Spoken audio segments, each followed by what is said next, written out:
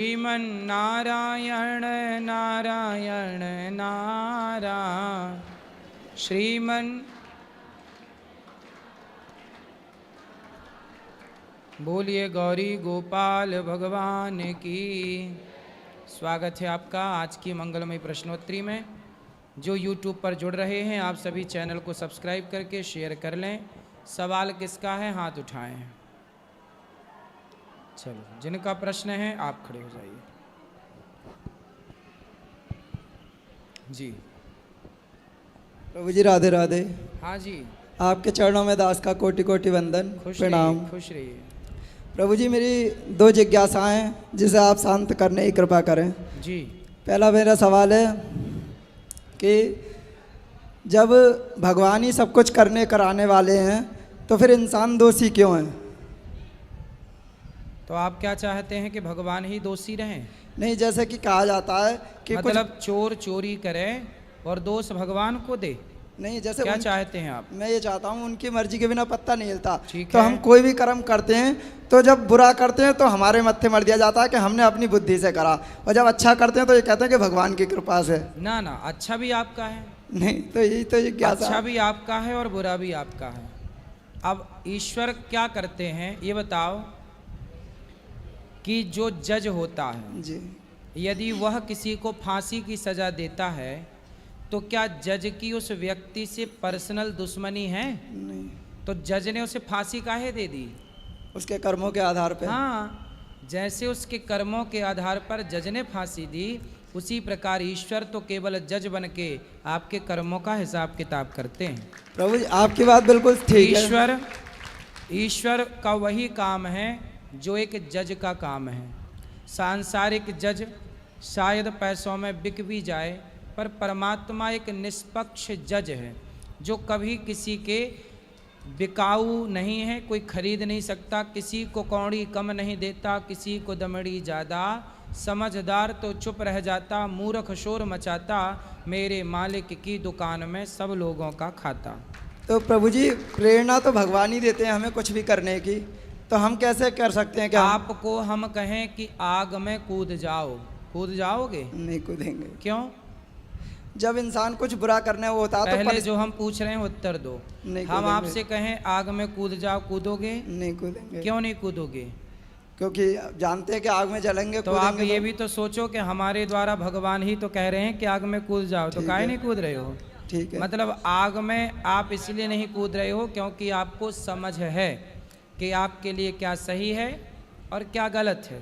उसी तरह भगवान ने आपको पागल बनाया होता तो अलग विषय था, पर आपको समझने की बुद्धि दी है ना। आपको पता है कि चोरी करना गलत है, बलात्कार करना गलत है, मार काट करना गलत है। जब आपको पता है कि ये गलत है तो फिर आपने क्यों किए, और किए तो फिर भोगेगा कौन? हम ही भोगेंगे। ईश्वर ने तो कहा नहीं कि तुम किसी के साथ बलात्कार करो, ईश्वर ने तो कहा नहीं कि तुम किसी के घर में चोरी करो। भाई आपको पता था ना कि सही क्या है गलत क्या है। आपको पता है कि ये आग है, इसमें कूदेंगे तो जल जाएंगे, ये कुआं है, इसमें कूदेंगे तो मर जाएंगे।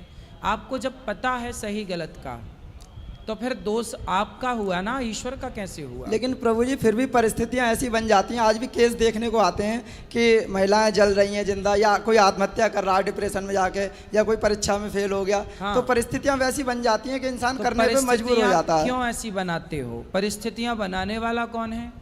आप लोग ही तो बनाते हैं। आप लोगों को कंपटीशन क्यों करना है? जो इसलिए तो ईश्वर ने कहा है, ईश्वर का विधान कि गौधन गजधन बाजधन और रतन धन खान, जब आवे संतोष धन सब धन धूरी समान। जितना पढ़ लिया, जितना कमा लिया, जितना पा लिया, उतने में संतोष रखे व्यक्ति तो कभी डिप्रेशन की बीमारी ही ना हो। असंतुष्ट है इसलिए तनाव है, चिंताएं हैं, डिप्रेशन है। यदि व्यक्ति संतुष्ट है तो बताओ सुखी है कि नहीं? अब देखो ये साधु बैठे हैं हमारे ध्रुवदास जी महाराज जी जी। ये पेड़ के नीचे भी सो जाते हैं, ये महलों में भी रह लेते हैं और घास की झोपड़ी में, इन्हें कुछ चाहिए ही नहीं, इसलिए ये सुखी हैं। पर आपको सब कुछ चाहिए पर है कुछ नहीं तो आप दुखी हैं। आपके पास भी कुछ नहीं है, साधु के पास भी कुछ नहीं है, फर्क इतना है कि आपके पास कुछ नहीं है पर पाने की इच्छाएं हैं, पर साधु के पास कुछ नहीं है पर कुछ पाने की उसके अंदर इच्छा ही नहीं है, इसलिए वो सुखी हैं, आप दुखी हैं। तो प्रभु जी फिर इस चौपाई का क्या मतलब हुआ है? मैंने एक चौपाई पढ़ी थी कि जाको प्रभु दारुण दुख दें, बाकी मति पहले हर लें। भगवान को जैसे दुख देना होता है उसकी बुद्धि पहले भ्रष्ट कर देते हैं। ठीक है। तो फिर इंसान के हाथ में क्या रहा कुछ? विनाश काले विपरीत बुद्धि, जब नाश मनुज पर छाता है पहले विवेक मर जाता है। सुनो, जब व्यक्ति भगवान के बताए रास्ते से भटक जाता है, जैसे दुर्योधन ने साड़ी खींची, द्रौपदी की खिंचवाई दुशासन से, चलो दुर्योधन ने गलती की, दुशासन ने भी गलती की, पर भगवान ने एक मौका दिया। भगवान शांति दूत बनकर गए थे कि पांडव को 5 गांव दे दो, यदि मान लोगे तो आपका विनाश नहीं होगा। पर दुर्योधन ने गलती की, पांडवों का धन भी हड़प लिया, द्रौपदी के कपड़े भी उतार दिए और शांति दूत बनकर गए तो भगवान के प्रस्ताव को ठुकरा दिया। तब भगवान को लगा कि अब इसे दंड देना पड़ेगा। जो व्यक्ति भगवान का कहा भी ना सुने, जो माँ बाप का कहा ना सुने, जो बड़ों का कहा ना सुने, तब भगवान उसकी मति इसलिए घुमाते हैं कि अब इसके विनाश का टाइम है, क्योंकि इसे दंड देना है, क्योंकि इसके पाप बढ़ गए, इसलिए भगवान वहां करते हैं। परंतु आपको मौका देते हैं, ऐसा नहीं कि दुर्योधन को मौका नहीं दिया, रावण को भी मौका दिया, हनुमान जी समझाने गए, अंगद जी समझाने गए कि भाई शरण में चल, बच जाएगा। पर जब सारे मौकों को आप ठुकराओगे तब तो फिर समय विपरीत आके खड़ा होगा, इसलिए नाश हुआ। पर नाश करने के पहले परमात्मा कई मौके अवसर देते हैं, इसलिए उसको आप समझना है। आपको डायरेक्ट नाश नहीं होता कभी किसी का। ठीक है प्रभु, मेरा दूसरा प्रश्न ये है, आपने जो पूछा कि ईश्वर की मर्जी के बिना पत्ता नहीं हिलता, देखो कुछ जगह बात सही है, ईश्वर की मर्जी के बिना पत्ता नहीं हिलता, ये बात सबके लिए नहीं है। अब सुनो, भगवान कण कण में रहते हैं, तो कण कण में भगवान रहते हैं, रहते तो हैं पर सबको दिखते थोड़ी हैं कण कण में, देखने वाला कोई करोड़ों में एक होगा। उसी तरह ईश्वर की मर्जी के बिना पत्ता नहीं हिलता, ये बात उनके लिए है जो ईश्वर पर भरोसा करते हैं। अब मैं ईश्वर पर भरोसा करता हूँ, जब मैं ये मानूंगा कि परमात्मा की इच्छा के बिना पत्ता नहीं हिलता, तो जब मैं ये जानता हूँ कि सब ईश्वर की मर्जी से है, तो मैं गलत करता ही नहीं। अब आप गलत करें और फिर कहें कि ईश्वर की मर्जी के बिना नहीं होता, तो सुनो, सारे ज्ञान सबके लिए नहीं है ना, इसलिए कहते हैं ना, सत्संग सुनने का, कथा सुनने का अधिकारी कौन? सब अधिकारी नहीं होते, समझो।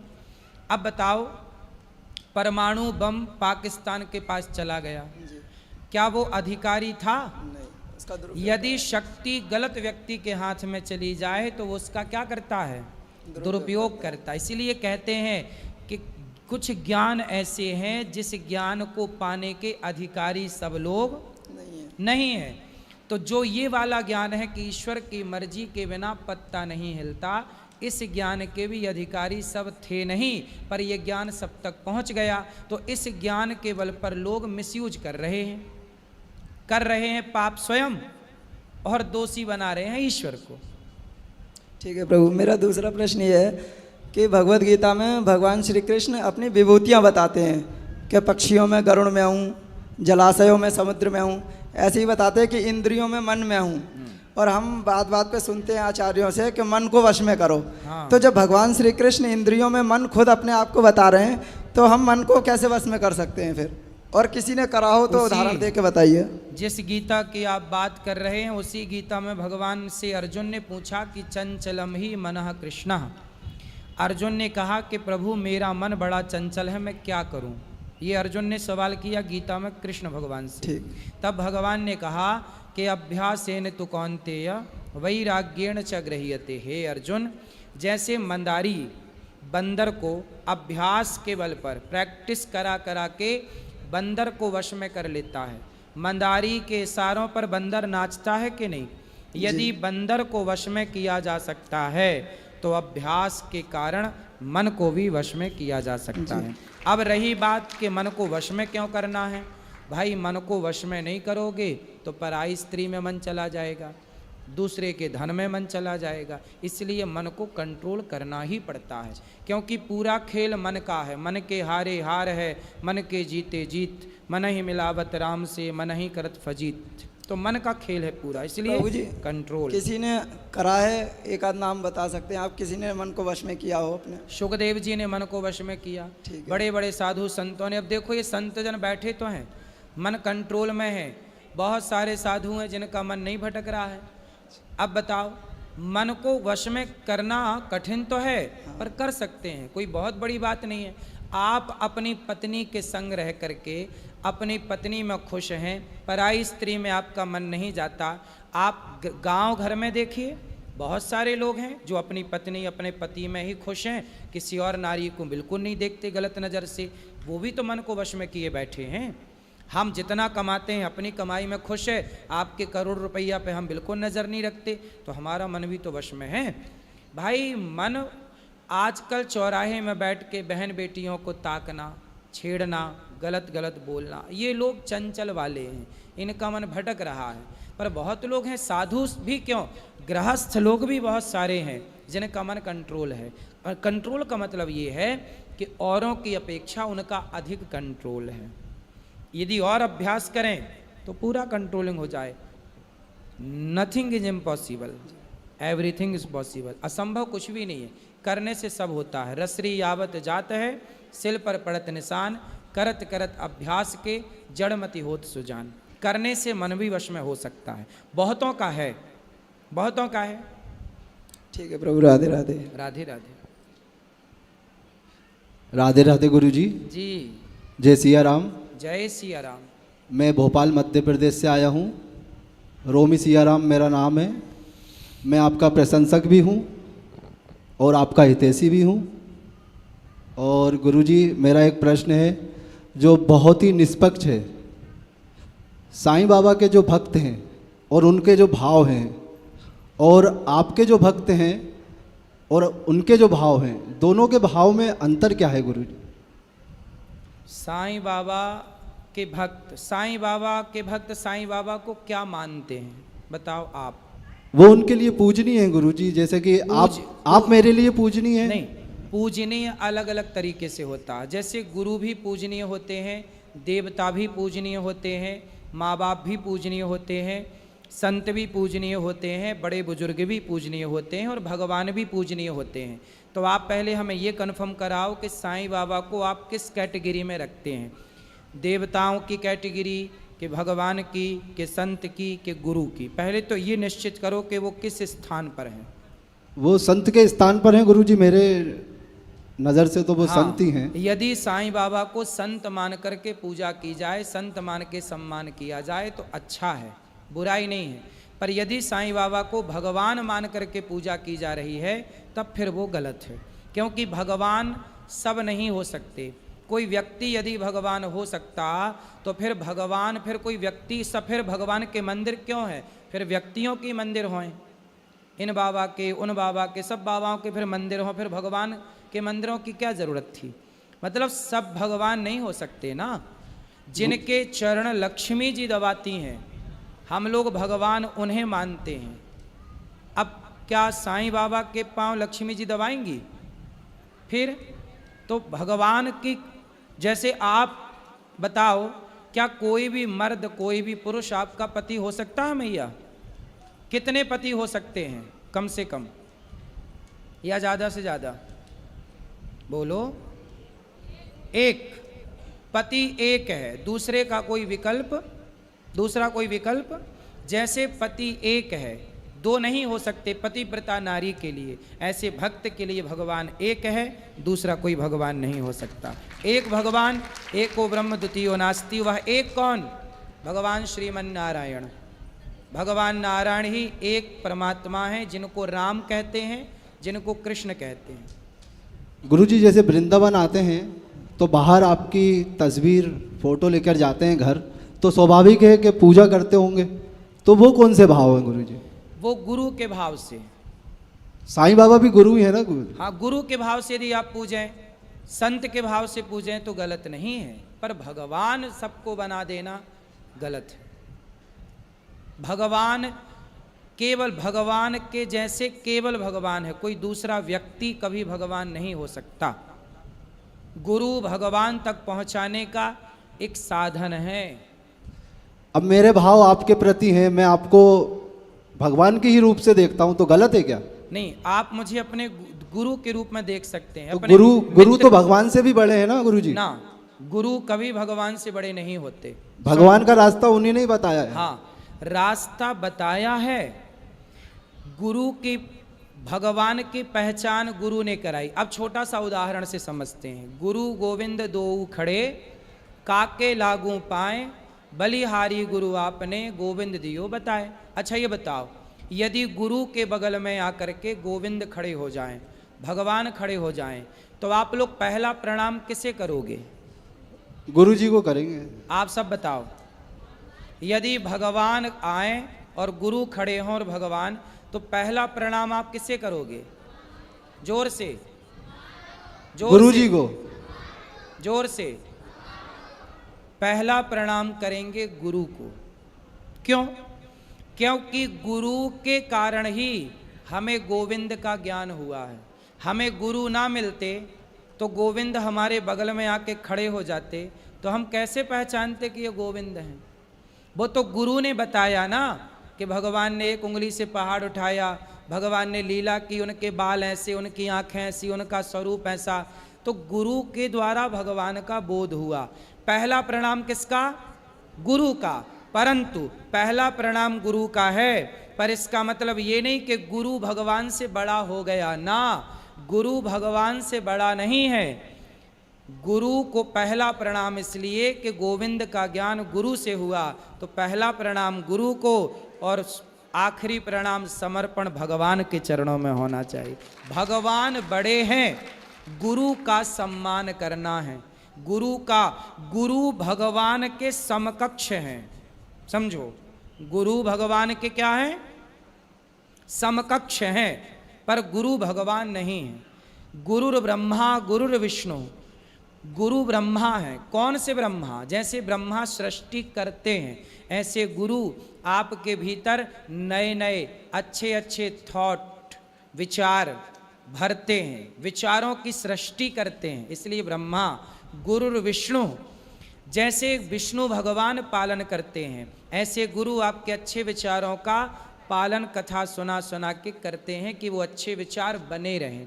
और गुरुर्देवो महेश्वरा, जैसे भगवान शंकर संहार करते हैं, उसी तरह आपके हर गलत विचारों का संहार गुरु जी कर देते हैं। गलत थॉट समाप्त, गलत विचार खत्म, अच्छे विचारों को भर दिया। तो गुरु इस हिसाब से ब्रह्मा विष्णु महेश है। इसका मतलब ये नहीं कि गुरु ही ब्रह्मा है, गुरु ही विष्णु ना। ब्रह्मा विष्णु महेश कहने का तात्पर्य है कि ब्रह्मा विष्णु महेश, जो ब्रह्मा सृष्टि करते हैं, विष्णु पालन, शिव संहार करते हैं, उसी तरह गुरु आपके भीतर अच्छे विचारों को भरना, उनको पालना और गलत विचारों का संहार, इस भाव से ब्रह्मा विष्णु महेश कहा गया है। परंतु गुरु भगवान के समकक्ष है, पर गुरु भगवान नहीं है। यदि गुरु ही भगवान होता तो गुरु के मंदिर होते, फिर भगवान के मंदिर क्यों हैं? सवाल खड़ा हो गया ना। यदि गुरु ही भगवान होता तो फिर गुरुओं के मंदिर होते, भगवान के मंदिर क्यों हैं? इसका मतलब बेटा, गुरु अलग तत्व है, ईश्वर अलग तत्व है। ईश्वर, गुरु भी क्या, मैं आपको क्या बता रहा हूं कि श्रीमन नारायण जपो। हनुमान जी क्या है? जय जय जय हनुमान गोसाई, कृपा करहूं गुरुदेव की नाई। हनुमान जी तो गुरु हैं, पर वो गुरु होकर भी राम के द्वार पर पड़े हैं। राम द्वारे तुम रखवारे, होत न आज्ञा। छाती फाड़ते हैं हनुमान जी। कौन निकलता है? सीताराम। हनुमान जी सबके गुरु हैं, पर वो हनुमान राम को अपने हृदय में बसाते हैं। इसलिए राम भगवान तो साहब भगवान हैं। गुरु पूज्य तत्व है, गुरु का आदर करो, सत्कार करो। मैं भी, मेरे भी गुरु जी, मैं उन्हें बहुत आदर करता हूँ, पलकों पर रखता हूँ। कभी मैंने अपने गुरु की आज्ञा का उल्लंघन नहीं किया। मैंने कभी अपने गुरु जी से कभी उनके रहते मैंने कभी ऐसा कोई काम नहीं किया कि मेरे गुरु को मेरे कारण सिर झुका के चलना पड़े। मैंने ऐसे काम किए कि मेरे गुरु कह सकते हैं कि ये मेरा शिष्य है, सिर उठा करके चलते हैं। तो मैंने गुरु का खूब आदर सत्कार जो बन पड़ी सेवाएं की, लेकिन मेरे गुरु ने क्या बताया, बेटा मुझे अष्टाक्षर मंत्र मेरे गुरु जी ने दिया, मेरे गुरु ने ही मुझे नारायण का बोध कराया। मैं नहीं जानता था कि नारायण कौन है, मैं नहीं जानता था कृष्ण कौन है, मैं नहीं जानता था कि राम कौन है। मेरे गुरु की कृपा से मैं जान पाया कि राम कौन है, कृष्ण कौन है, नारायण कौन। इसलिए मेरे गुरु जी ना होते तो मैं राम कृष्ण को ना जानता, मैं भगवान को ना जानता। इसलिए मेरे गुरु पहले, यदि भगवान आकर खड़े होंगे तो मैं पहला प्रणाम गुरु को करूंगा और कहूंगा कि हे भगवान, इन गुरु के कारण ही आज मुझे आपका दर्शन हुआ। साईं बाबा की पूजा करना मतलब गलत नहीं है, कर सकते हैं भाव से। किस भाव से? गुरु के भाव से, साधु संत के भाव से। साधु संत के भाव से। ठीक। और एक गुरु अगर कह रहे हैं कि उनकी पूजा नहीं करना चाहिए, तो उन गुरु के विषय में क्या भाव रखना चाहिए?